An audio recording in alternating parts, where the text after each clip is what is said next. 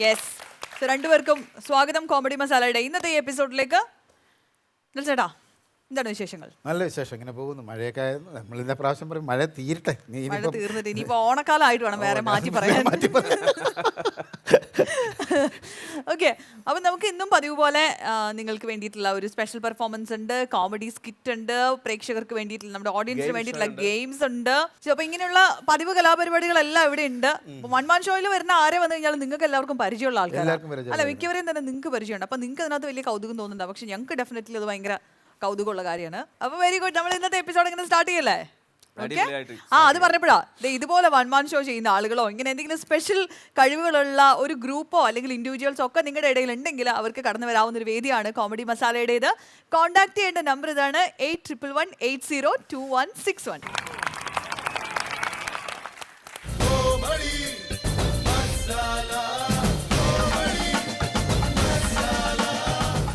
അടുത്തതായിട്ട് സ്കിറ്റുമായിട്ട് വേദിയിലേക്ക് എത്തുന്ന ടീമാണ് ടീം 4 സ്റ്റാർസ്.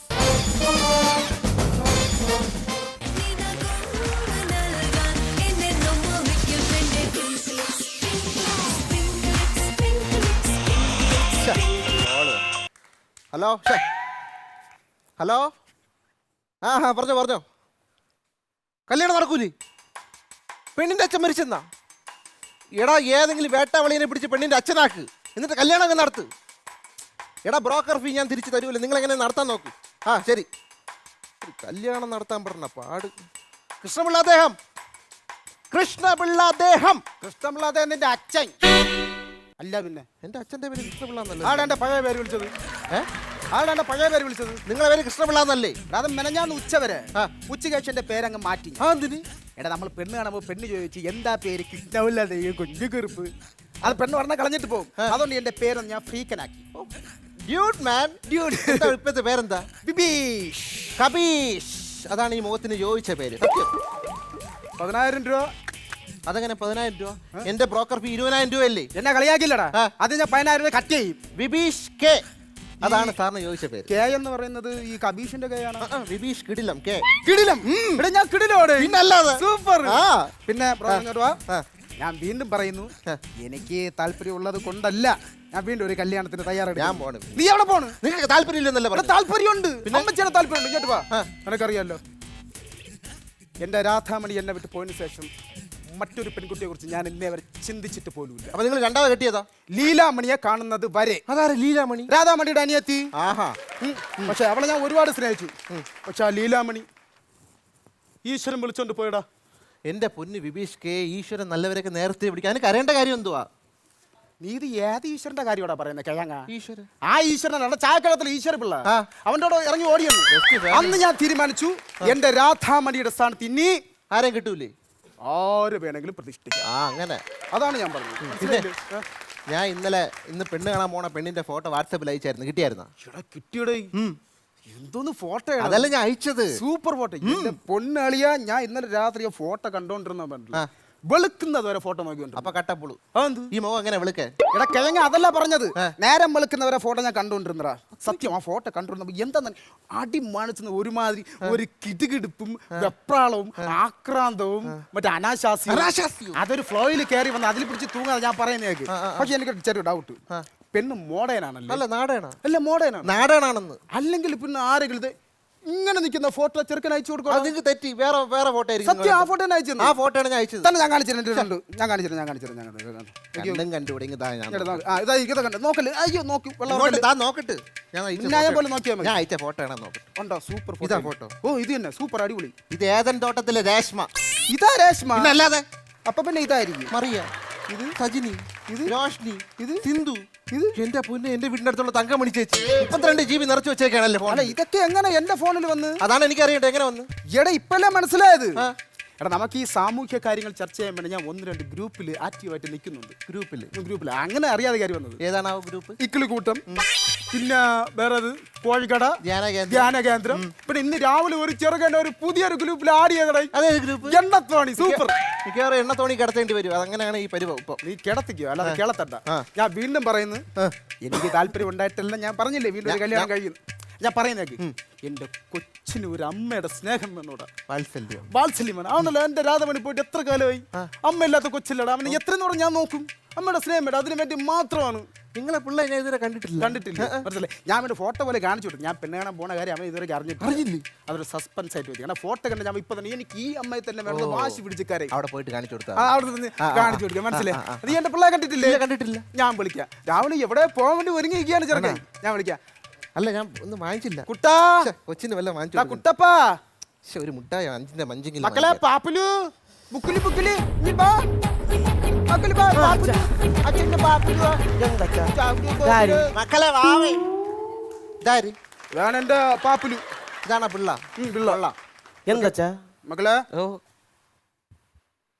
പാല് കൂച്ചായിരുന്ന കുടിച്ച് പാപ്പ നിന്നാ തിന്ന് അച്ഛൻ ഇന്നലെ വാങ്ങിച്ച കിൻഡർ ജോയ് എവിടെ? ഞാൻ കഴിച്ച് കഴിച്ചാ? അപ്പൊ കളിപ്പാട്ട് എന്ത് ചെയ്ത്? സൂക്ഷിച്ച് വളഞ്ഞ അടിയാണ്. മക്കളെ പിന്നെ മക്കളെ ഇങ്ങോട്ട് വാ. അച്ഛൻ ഒരു കാര്യം പറയട്ടെ. നമുക്ക് ഇന്ന് അച്ഛൻ്റെ കൂടെ ഒരു സ്ഥലം വരെ പോകണം കേട്ടോ. ഞാൻ ഇന്ന് വരൂല.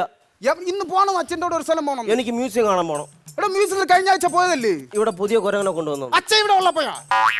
വേറെ കുരങ്ങ അതല്ല പറഞ്ഞത്. അച്ഛനും കൂടെ വരാം. പക്ഷെ ഇന്നല്ല, നാളെ.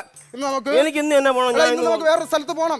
സുമേഷിന്റെ ഒക്കെ പറഞ്ഞു വെച്ചെങ്കിൽ ഞാൻ പോകുന്നു. ഇവിടെ ഇന്നൊരു പെണ്ണ് കാണാൻ പോകണമെന്ന്. എനിക്ക് ഞാൻ എന്തിന് ഞാൻ പറഞ്ഞില്ലെന്നേ ഉള്ളൂ. ഇന്ന് നമുക്കൊരു പെണ്ണ് കാണാൻ വേണ്ടി പോകണം കേട്ടോ. അച്ഛൻ്റെ ഒരു കാര്യം അതെ, അടിക്കാതെ. ഇതാണ് പെട്ടെന്ന് ഓരോ കാര്യങ്ങൾ അങ്ങ് തീരുമാനിച്ചോളയും. മക്കളെ ആദ്യം തന്നെ മക്കൾ ഇങ്ങോട്ട് വാ. മക്കൾ സംബന്ധം തന്നെയല്ല ഇങ്ങോട്ട് വാ. മക്കൾ അറിയാലോ നമ്മളെ വീട്ടിലൊരു പെണ്ണില്ലാത്തതുകൊണ്ട് നാട്ടിലുള്ള ആൾക്കാരെല്ലാം 500 ആണെന്നാണ് എന്നെ വിളിക്കുന്നത്. അത് വേറെയാണ് വിളിക്കുന്നത്. അച്ഛൻ കേൾക്കുന്നത് അങ്ങനെയാണ്. എന്തായാലും ആ പേരങ്ങ് മാറ്റണം. ആ മാറ്റണം. ഇപ്പോഴെങ്കിലും നല്ല ബുദ്ധി തോന്നിയല്ല. ഒരു പെണ്ണ് കെട്ടിയാലല്ലേ ആ ഒരു ഉത്തരവാദിത്തമൊക്കെ വരൂ. ചേട്ടൻ അതുകൊണ്ട് ഞാനങ്ങ് തീരുമാനിച്ചു, ഒരു പെണ്ണ് നിലവാൾക്കം പിടിച്ച് വലത് കാല് വെച്ച് ഈ വീട്ടിൽ കയറി വന്നാലേ ഈ കുടുംബത്തിനൊരു ഐശ്വര്യമുണ്ട്. ഓ അപ്പൊ ഞാനതങ്ങ് ഉറപ്പിച്ചു. നമ്മൾ ഇന്ന് പെണ്ണ് കാണാൻ പോവുകയാണ് കേട്ടോ. അച്ഛന്റെ ഇഷ്ടം പോലെ നടക്കട്ടെ. ഓക്കെ മക്കളെ. ഞാനായിട്ട് ഇനി ഒന്നിനും എതിര് നിൽക്കുന്നില്ല. നീ എതിര് നിൽക്കരുത്. ഇല്ല. അതാണ് എന്റെ പിന്നാരെ പിള്ള. ഇങ്ങോട്ട് മക്കളെ ഒരു കാര്യം ചെയ്യും, നമുക്ക് പോണം. ആ മക്കളെ ഇത് മതി. ഇത് സൂപ്പർ ഡ്രസ്. ഇത് മതി. അച്ഛൻ അകത്ത് പോയിട്ട് ഒന്ന് ഡ്രസ്സൊക്കെ ഇട്ട് സുന്ദരനായിട്ട് വരാം കേട്ടോ. സമയമില്ല, പെട്ടെന്ന് പോയിട്ട് വാ. മക്കളെ മാമന്റെ പുറത്ത് വരുന്ന ആന കളിച്ചോ. ഡ്രസ് ചെയ്തിട്ട് വരാം. ഇങ്ങോട്ട് കയറി ആന കളിക്കും. എന്റെ പെണ്ണെ സുന്ദരി പെണ്ണെ കെട്ട് ഞാൻ, നിന്റെ ഷട്ടിലെ ബട്ടൺ ആയിക്കോട്ടെ ഞാൻ.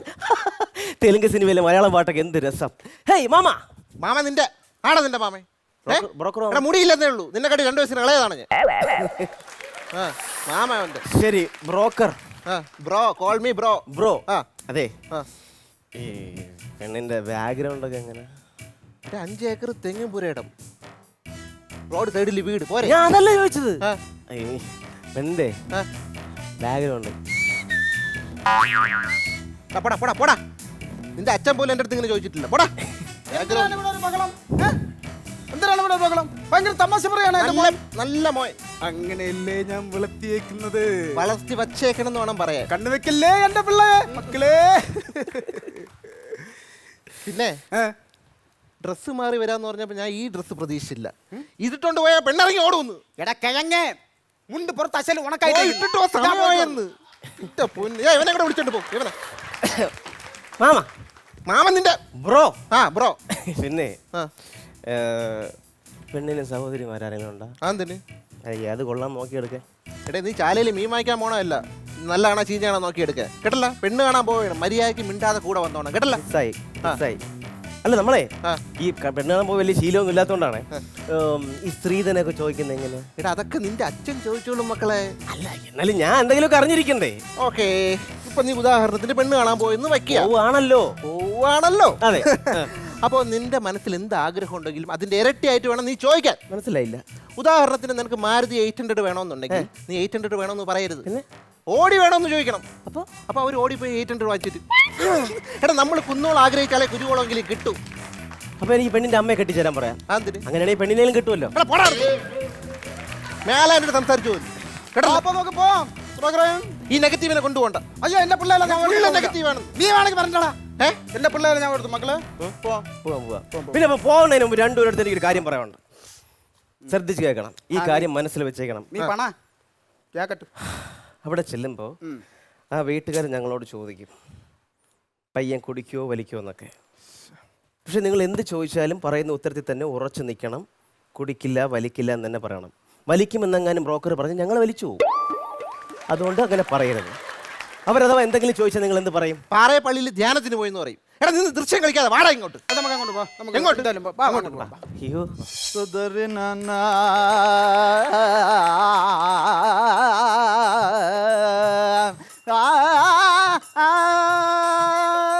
തറയിലിരിടാ, തറയിലിരി. ഇത് ഗുരുകുല വിദ്യാഭ്യാസ സമ്പ്രദായത്തിലാണ് ഞാനിവിടെ പാട്ട് പഠിപ്പിക്കുന്നത്.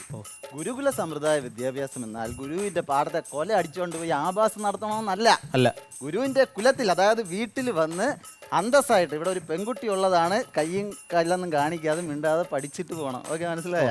അപ്പൊ സംഗീതത്തിൽ നമ്മൾ ആദ്യം പഠിക്കാൻ പോകുന്നത് സപ്തസ്വരങ്ങളാണ്. ഓക്കെ, സപ്തസ്വരങ്ങൾ എത്ര എണ്ണം ഉണ്ട്? സപ്തസ്വരങ്ങള് 80. 80 മോനെ. 80 എണ്ണത്തിൽ നമുക്ക് 73 എണ്ണം വേണ്ട, നമുക്ക് ബാക്കിയുള്ളത് മതി. എത്ര എണ്ണം വരും? 73. എടാ 80 ന്ന് 73 കുറച്ച് എത്ര വരൂടാ? അയ്യോ മാഷെ, ഞാൻ കണക്കിൽ വീക്കാണ്, എനിക്ക് അത്ര പോലെ. ഞാൻ കണക്കൂടെ പൈപ്പിച്ച് തരാടാ. എടാ 7 സപ്തം എന്ന് പറഞ്ഞാൽ 7 സ്വരങ്ങൾ. 7 സ്വരങ്ങളും തഴുകി വരുന്ന ഒരു രാഗം. അത് രാഗത്തിന്റെ കാര്യം. ഇവിടെ നമുക്ക് രാഗം വേണ്ട, ഇവിടെ നമ്മൾ സ്വരങ്ങളാണ് ആദ്യം പഠിക്കാൻ പോകുമ്പോൾ. ആ സ്വരങ്ങൾ നോട്ട് ചെയ്തെടുത്തോ. സദനി സദനി സരിഗമ പദനി നി നി നി. നീ ഫീസ് കൊണ്ടുവന്നായിരുന്നു? ഇല്ല. അടുത്ത ക്ലാസ്സിൽ ഫീസും കൊണ്ടേ വരാവൂ. ഓക്കെ, സ്വരങ്ങൾ നോട്ട് ചെയ്തോ. ശരി മാഷ്. പട്ടി വായി നോക്കല്ലെന്ന് ഞാൻ പറഞ്ഞില്ലടാ. സ്വരങ്ങൾ എഴുതിയിട്. മാമന്റെ കല്യാണം കഴിഞ്ഞടാ? അത് കഴിഞ്ഞല്ല, കഴിഞ്ഞ മാസം വരുന്നു. അയ്യോ, ലെറ്റർ ഇവിടെ കൊണ്ടിട്ടിരുന്നു കേട്ടാ. ഒരു സദ്യ മിസ്സായി. നിന്റെ മാമന്റെ കഴിഞ്ഞാടാ? കുഴപ്പമില്ല. അപ്പൊ ഇതാണ് സ്വരങ്ങൾ. അപ്പൊ എഴുതിയെടുത്തോണ്ട് പോയി റിഹേഴ്സൽ ചെയ്തിട്ട് പ്രാക്ടീസ് ചെയ്തിട്ട് അടുത്ത ആഴ്ച വന്ന് പാടണം. ഓക്കെ, വേറെ ഡൗട്ടൊന്നും ഇല്ലല്ലോ?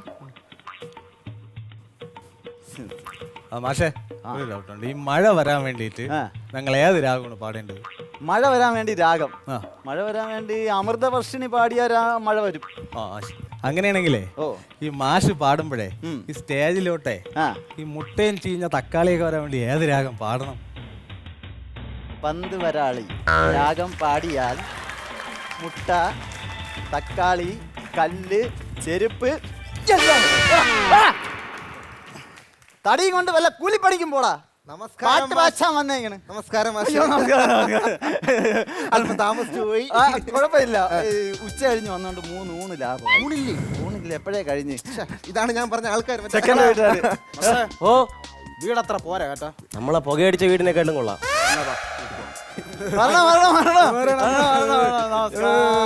നമസ്കാരം. എന്നാ പിന്നെ എനിക്ക് വാങ്ങിച്ചോ. അച്ഛൻ ഇതൊക്കെ ഒരു ശീലമായിപ്പോയി, അതുകൊണ്ടാണ്. അല്ല, അച്ഛൻ അനുഗ്രഹിച്ചാലും എല്ലാ അനുഗ്രഹം ഉണ്ടാവും. മക്കളെ പാപ്പല് എന്താ മക്കളെ ഞാൻ എന്ത് നടുവൊന്ന് വെട്ടിപ്പിടിച്ചു, ഒന്ന് നേരെ നിർത്തി. പട്ടി കയ്യാലെ കയറാൻ പോണോ? ഓക്കെ ഓക്കെ, എല്ലാം സോൾവായി. നമുക്ക് ഇവിടെ എവിടെയെങ്കിലും ഇരിക്കാം. പാല് അത് ഉള്ള സ്ഥലത്തൊക്കെ ഇരിക്കുകയാണ്. ആരത്? അതാ, അത് നമ്മുടെ ഇവിടുത്തെ 2 ചെറുപ്പക്കാരാണ്. നാട്ടിലെ എല്ലാ കാര്യങ്ങളും നോക്കി നടത്തുന്ന. അല്ല, ഞാൻ പറഞ്ഞ വേറൊന്നുമല്ല. നമ്മൾ എവിടെ പെണ്ണ് കാണാൻ പോലും ഇതുപോലെ 2 എണ്ണം കാണും, മറ്റേ കല്യാണം മുടക്കാൻ വേണ്ടി. അതുകൊണ്ട് മൈക്ക് സെറ്റൊക്കെ വാടക എടുത്തോണ്ട് വന്നിരിക്കുകയാണ്. ഇതുപോലെ അല്ലേ, അവർ നല്ല സൽഗുണ സമ്പന്നന്മാരായ ചെറുപ്പക്കാരാണ്. എല്ലാ സോഷ്യൽ ആക്ടിവിറ്റീസും ഉണ്ട് അവർക്ക്. അവരുടെ ഗുണങ്ങളെ പറ്റി തന്നെ ഇത്ര നേരം പുലമ്പിക്കൊണ്ടിരുന്നത് ഞാൻ. അങ്ങനെ ആയിരിക്കും നാളെ അറിയോ? കണ്ണാടിച്ചാ നെൽസൺ എനിക്കറിയാം. അണ്ണാ നമസ്കാരം. ഒരുമിച്ച് പഠിച്ചതാ. മാറ്റാ പുള്ളിയുടെ അച്ഛനുമായിട്ട്. നാട്ടില് പെരിയ കൗണ്ടറാണ് പുള്ളിയുടെ അച്ഛൻ. പുള്ളി സ്കിറ്റിൽ നല്ല കൗണ്ടറാണ്. പക്ഷെ ഇപ്പുറത്തിരിക്കുന്ന ആള് അറിയോ? ഈ ഉല്ലാസിലുള്ള പന്തളമല്ലേ? അല്ല, പന്തളത്തുള്ള ഉല്ലാസമാണ്. സോറി, എനിക്ക് അറിഞ്ഞൂടാ, ആളും മാറിപ്പോയി. കാരണം നമ്മളെ പരിചയത്തിലൊരു പേരുണ്ട്, ഉല്ലാസിലുള്ള പന്തളം. അറിയോ? അറിഞ്ഞു. അതാണ്. അല്ല, നമ്മൾ പരിചയമില്ലാത്തവർ നമ്മൾ സംസാരിച്ച് വെറുതെ സമയം കളയണ്ട, നമുക്ക് ഇരിക്കാം. പെണ്ണ് വിളിക്കാൻ പറ. നിന്റെ മൂഡ് ആദ്യം ആ സീറ്റിലൊന്ന് ഉറപ്പിയില്ല. പെണ്ണിനെ വിളിച്ച അച്ഛൻ നല്ല പരിഷ്കാരിയാണല്ലേ? പരിഷ്കാരിയൊന്നും അതുകൊണ്ടല്ല, ഈ കോട്ട ഊരി കഴിഞ്ഞാൽ 10 ചുമയും നല്ല വിറയിലും പനിയാണ്. അപ്പൊ യാത്രയൊക്കെ സുഖമായിരുന്നു? യാത്രയൊക്കെ വളരെയധികം സുഖം. എങ്ങനെ സുഖം? 70 ചാല് ചാടി വന്ന ഭയങ്കര സുഖം. ഈ കാട്ടിന്റെ വീടും കൊണ്ട് വെച്ചിട്ട്. അയ്യോ, ബുദ്ധിമുട്ടായ? വിവരമില്ലാത്ത പയ്യനാണ്. കാരണം ഇവരൊക്കെ ശരീരമാണെങ്കിൽ ഇന്നേരം ജോലി ചെയ്തിട്ടില്ല. അതൊക്കെ പണ്ട് ഞാൻ 70 700 ചാല് വേണമെങ്കിൽ ഞാൻ ചാടി കിടക്കും.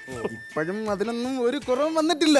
കറക്റ്റ് ആണ്, ആരോഗ്യത്തിന് ഒരു കുറവില്ല. ഫസ്റ്റ് ചാല് ചാടിയപ്പോൾ തന്നെ മൂക്കും കുത്തി താഴെ വീണ് കാലൊക്കെ മുറിഞ്ഞു. എന്തോന്ന് കാണിക്കുന്നു? പിന്നെ ഞാൻ ഇവിടെ പിള്ളേരെയൊക്കെ പാട്ട് പഠിപ്പിച്ചാണ് ഞാൻ ജീവിക്കുന്നത്. ആണല്ലോ, ആണല്ലോ. ഞാൻ സംഗീത സാറാണ്. നിങ്ങൾക്ക് എന്താണ് ജോലി? ഞാൻ ഈ കളയ ബിസിനസ്. എന്തിന്റെ ബിസിനസ്? അതെ, അത് ഞാനല്ലേ പറയേണ്ടത്? എന്നാ അച്ഛൻ പറ. കാശിറക്കുന്നത് ഞാനാണല്ലോ. ആ. ബിസിനസ്. എന്തിന്റെ ബിസിനസ്? അത് എസ്കോട്ടിംഗ് ആൻഡ് ഇൻകോട്ടിംഗ്. ഇങ്ങോട്ടിങ്ങ ഒരു വിധത്തിലാണ് കെട്ടിപ്പൊക്കി കൊണ്ടുവരുന്നത്. അടിയുന്ന JCBക്ക് തോണ്ടി കളയല്ലേ. എക്സ്പോർട്ടിംഗ് ആൻഡ് ഇമ്പോർട്ടിംഗ്, അതായത് കയറ്റുമതി ഇറക്കുമതി. ഓ, കയറ്റുമതി ഇറക്കുമതി. എന്തെടുത്തിട്ടാണ് ഈ കയറ്റി ഇറക്കുന്നത്? അത് വേറെ ഒന്നുമില്ല, തെങ്ങിൽ കയറ്റുമതി, അവിടെ നിന്ന് ഒരു കൊല ഇറക്കുമതി. തേങ്ങ വെട്ടാണോ?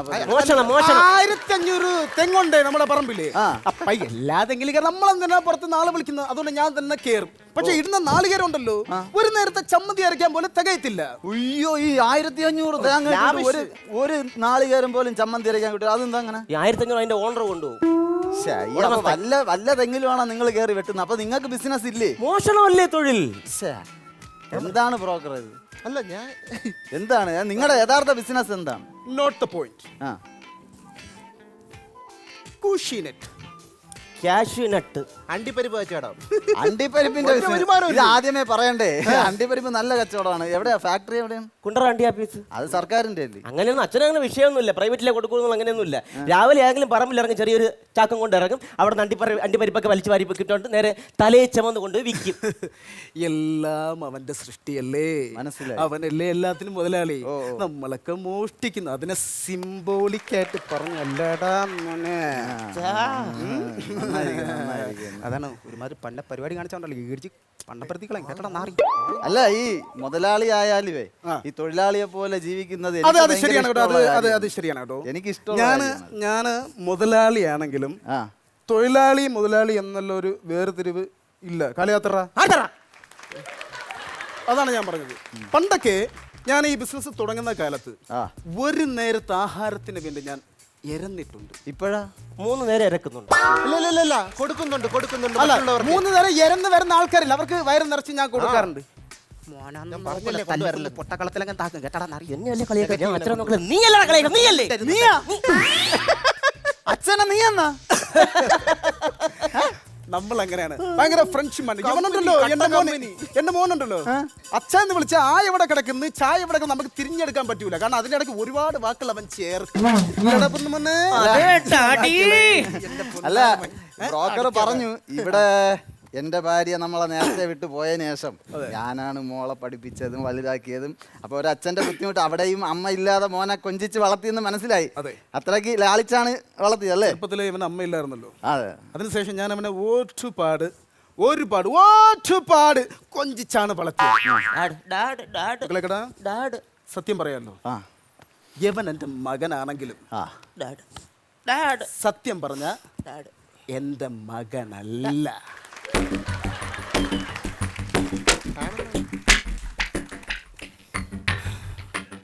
സത്യം പറ, എന്റെ അച്ഛനാരാണെന്ന് പറ. എന്താടാ എന്റെ അച്ഛനാണെന്ന് പറ. എന്താടാ നിനക്ക്? എനിക്കെല്ലാം അറിയാം. ബിസിനസ് സാമ്രാജ്യങ്ങൾ കെട്ടിപ്പടുക്കുന്ന ഒരു ബിസിനസ് മാഗ്നറ്റ് ആയിരുന്നു എന്റെ അച്ഛൻ, വ്യവസായ പ്രമുഖൻ.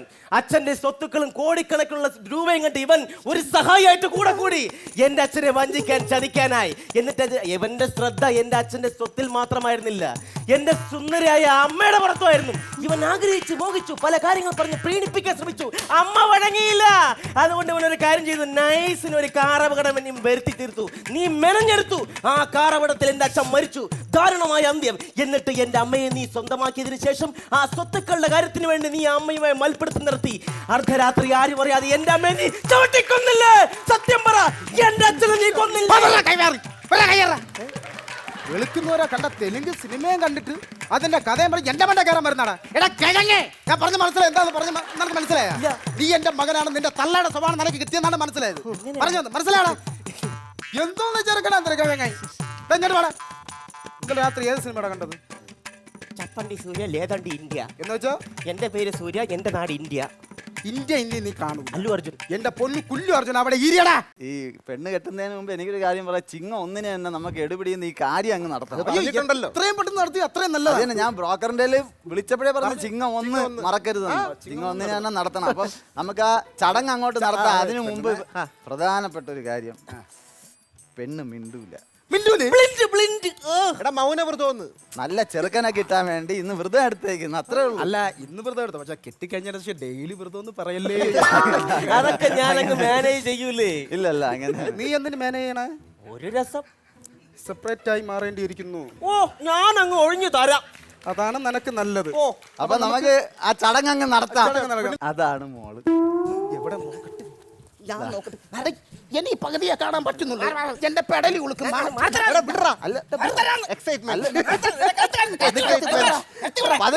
പതുക്കെ നിന്നെ കല്യാണം കഴിച്ചിട്ട് എന്തൊരു ഭാഗ്യം. ഇതാണ് മോള്.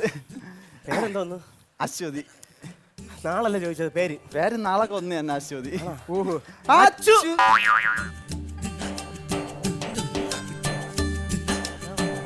അല്ല ആരെങ്കിലും സംസാരിക്കണമെങ്കിൽ സംസാരിക്കാം. മോളൊന്നും മറുപടി പറയൂലെങ്കിലും. എവിടെ പോണേ? മുതിർന്നവർ ഇവിടെ നിൽപ്പുണ്ടല്ലോ, ഞാൻ പോയി സംസാരിച്ചിട്ട് വരാം. ഓ ഇവിടെ നില്ല് കേട്ടോ. സംസാരി. വീട്ടിൽ കണ്ടതുപോലെയല്ല നീ ഇവിടെ വന്നപ്പോ മറ്റും പാപം മാറുന്നുണ്ട് കേട്ടോ. ഒന്നുമില്ല. നൈസ് വേഗം അവിടെ ഇരുന്നു. അല്ല അച്ഛൻ സംസാരിക്കട്ടെ, അച്ഛൻ സംസാരിക്കട്ടെ. പറഞ്ഞത് മൗനവ്രതത്തിലാണെന്നറിയാം, എന്നാലും ചോദിക്കുക, പോരുന്നോ കൂടെ?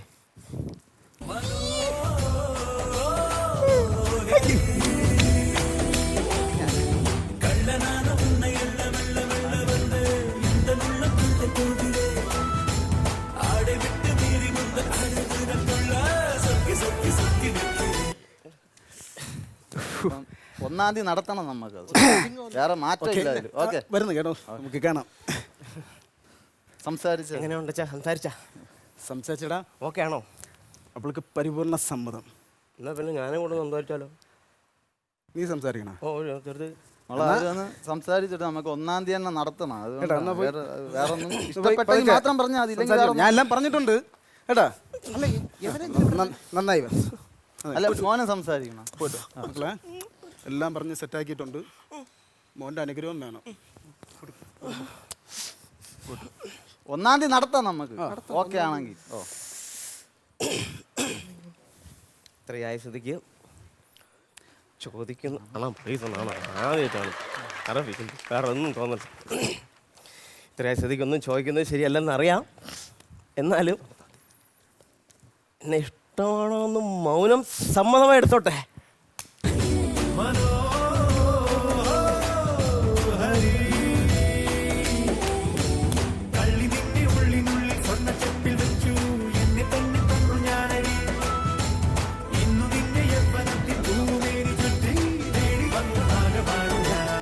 മക്കളെ, എന്താ ആട്ടം കാണാൻ ഇവിടെ ഒരു പുല്ലനും ഇല്ല.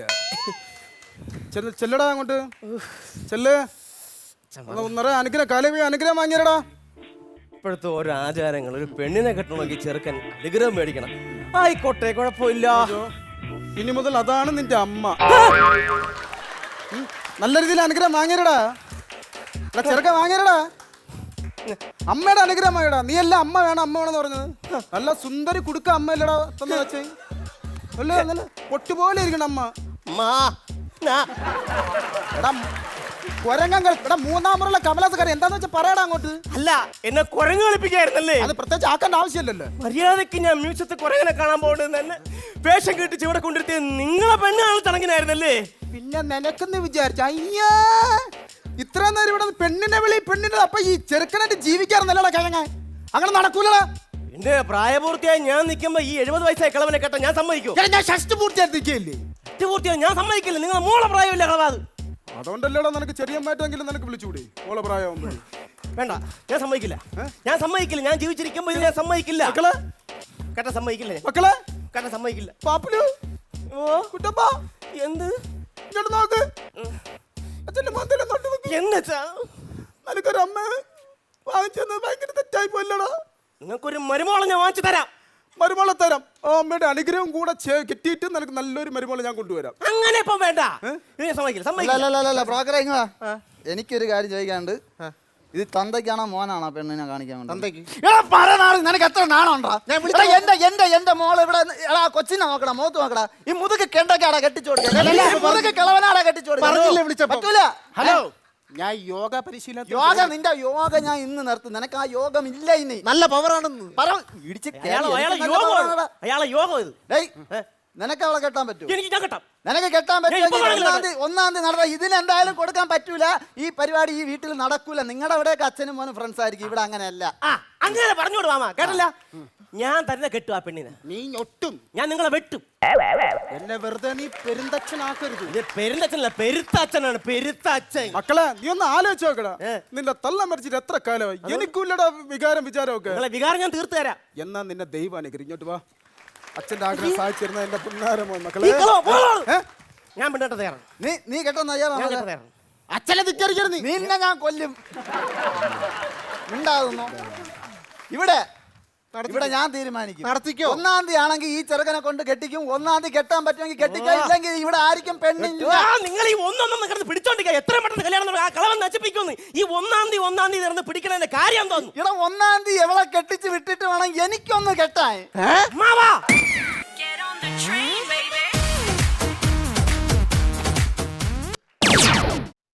നിനക്ക് സന്തോഷമായ? ആയി. ഇങ്ങനെ ഒരു കാര്യം പറഞ്ഞോട്ടാ. നിങ്ങൾ അനിയൻ ഇതുപോലത്തെ വേറെ പെണ്ണുങ്ങളുണ്ട്, +2 പഠിക്കുന്നതായാലും മതി. ആ രാധാമണി മ്യൂസിക് കിട്ടോ? ബിബി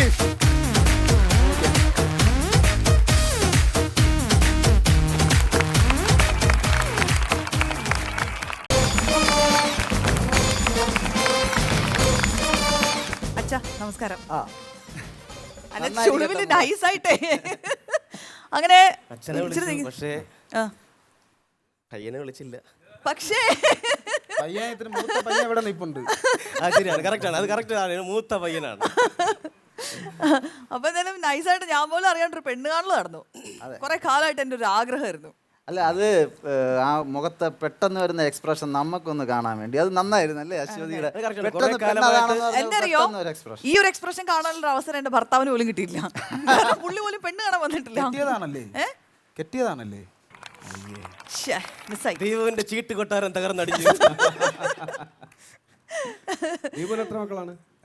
എത്ര മക്കളാ? ബാച്ചിലറാണ്, ക്രോണിക് ബാച്ചിലർ. അതാണ് ചോദിച്ചത് എത്ര മക്കളാണ്. ഓക്കെ, അപ്പൊ എന്തായാലും അടിപൊളി സ്കിറ്റ് ആയിരുന്നു അല്ലേ? തകർത്തില്ലേ? അച്ഛനും മോനും കൂടെ പെണ്ണ് കാണാൻ പോയി പൊളിച്ചടുക്കി. ഉല്ലാസേട്ടാ തകർത്ത്, സൂപ്പറായിരുന്നു, അടിപൊളിയായിരുന്നു. അതിനകത്ത് അവര് പിന്നെ ദീപുവിൻ്റെ ക്യാരക്ടർ അതിമനോഹരമായിട്ട് ദീപു ചെയ്തു. കാരണം ഒരു അച്ഛനാണ്, എന്നാൽ ചെറുപ്പക്കാരനാണ്, മകനേക്കാൾ പ്രായം കുറഞ്ഞ മനസ്സാണ്. അത് വളരെ നന്നായിട്ട് ചെയ്തു. പിന്നെ പ്രശാന്ത് അതുപോലെ തന്നെ ഗംഭീരമായിരുന്നു. എനിക്ക് ഏറ്റവും ഇഷ്ടപ്പെട്ടതെന്ന് പറയാം, ആ ക്ലൈമാക്സിൻ്റെ അവിടെ അടുത്ത് വന്നപ്പോഴുള്ളവരുടെ പ്ലേ അതിമനോഹരമായിരുന്നു, സൂപ്പറായിരുന്നു. നല്ല സ്ക്രിപ്റ്റായിരുന്നു. 3 പേരും നന്നായിട്ട് ചെയ്തു. അടിപൊളി, സൂപ്പർ. ചേട്ടാ അടിപൊളി, സൂപ്പറായിരുന്നു കേട്ടോ. പറഞ്ഞ പോലെ ദീപു അടിച്ച് കലക്കി കേട്ടോ. നെടുന്തൂണായിട്ട് എന്നെ നിന്ന് സ്കിറ്റ് അടിപൊളിയായിട്ട് സൂപ്പറാക്കി. അതുപോലെ പിന്നെ പ്രശാന്തിനെ ഒരു ആ കന്നഡ സിനിമയുടെ കുറേ ഡയലോഗ്, ഒരു കഥ പറഞ്ഞിട്ട് ദൈവം ഞെട്ടി. ഞാൻ തെറ്റുവോ എന്നുള്ള പേടിയായിരുന്നു. പക്ഷെ ഇടി മുഴക്കം പോലായിരുന്നു അത്. ആ ഒരു ഭാഗം അടിപൊളിയായിരുന്നു, സൂപ്പറായിരുന്നു. പിന്നെ അളിയൻ്റെ ആ ഒരു അവസാന ഭാഗമായപ്പോഴാണ് കലക്കാൻ തുടങ്ങിയത്. അച്ഛനായിരുന്നു അവസാനം ഒരു വാക്ക് ഒന്നുമില്ലാതെ പറഞ്ഞല്ലോ, ദീപിനെ നോക്കിയിട്ട് നിന്നെ കൊല്ലുമെന്ന്. വേറെ അവിടെ അപ്പീലൊന്നുമില്ല. എന്തായാലും സൂപ്പറായിരുന്നു. സ്ക്രിപ്റ്റ് അടിപൊളിയായിരുന്നു കേട്ടോ. ആ ബ്രോക്കർ ബിജു ബാഗുലേൻ, ആ ഏരിയ എല്ലാം സൂപ്പറായിരുന്നു. നന്നായിട്ട് ചെയ്തിരുന്നു, അടിപൊളിയായിരുന്നു, സൂപ്പർ സ്കിറ്റ്. അപ്പൊ എന്തായാലും ഇഷ്ടമായില്ലേ എല്ലാവർക്കും? സ്കിറ്റ് ഇഷ്ടപ്പെട്ടില്ലേ? അപ്പൊ നമുക്ക് ഇവർക്ക് കുറച്ച് സ്റ്റാറുകൾ കൊടുത്താലോ? ഓക്കെ, അങ്ങനെയാണെങ്കിൽ ഇവർക്ക് എത്ര സ്റ്റാർസ് കൊടുക്കാം? 4 സ്റ്റാർസ് ആണ് ഇന്നത്തെ ഈ പെർഫോമൻസിന് അവർക്ക് കിട്ടിയിരിക്കുന്നത്. ഒപ്പം കിട്ടുന്നു പാലക്കാട് ജ്വൽസ് തരുന്ന 1 ഗ്രാം ഗോൾഡിൽ പൊതിഞ്ഞ ഒരു പൊന്നാന, ഒപ്പം 5000 രൂപയുടെ ഒരു ക്യാഷ് വൗച്ചർ. അപ്പൊ ഇവർക്ക് നമുക്ക് ആ സമ്മാനങ്ങൾ ഹാൻഡ് ഓവർ ചെയ്യാം. നൽസ് ചേട്ടാ, അനുല ചേട്ടാ, പ്ലീസ്.